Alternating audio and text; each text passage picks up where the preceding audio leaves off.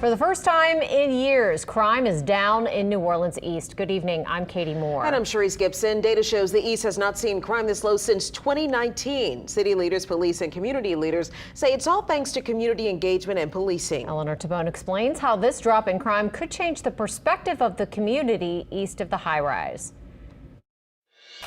I live in New Orleans East. I've been living in New Orleans East since 1993. Aaron White calls New Orleans East home, and that's exactly why he decided to open Patio 17 on Bullitt Avenue 5 months ago. We don't get the same opportunities and dollars as downtown CBD. What we're seeing in the 7th Police District, commonly referred to as New Orleans East, is a reduction in overall crime by 28%. According to Metropolitan Crime Commission data, violent crime numbers in New Orleans East haven't been this low since 2019. NOPD Captain Wayne DeLarge is at the helm of the 7th District. He witnesses the first-hand impact of crime reduction. Homicides, armed robberies, non-fatal shootings and carjackings, we're seeing an overall reduction of 38%.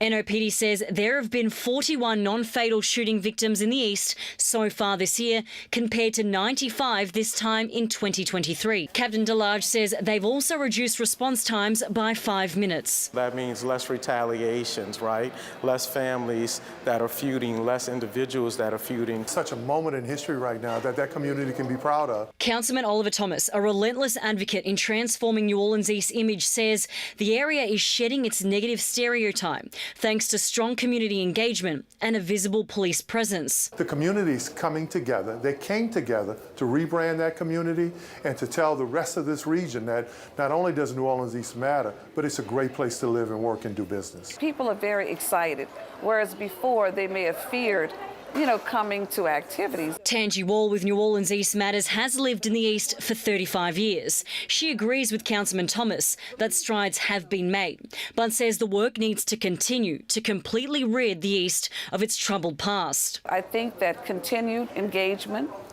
participating in activities that involve the community at large, providing activities for youth, will help this problem. The narrative is New Orleans East is crime, and I can attest that that's not the truth. As for Aaron, he says he chose to be part of the solution, opening a business in an area lacking development. People have to understand that New Orleans East is a safe place and is thriving, a bunch of new opportunities. Eleanor Tabone, WWL, Louisiana.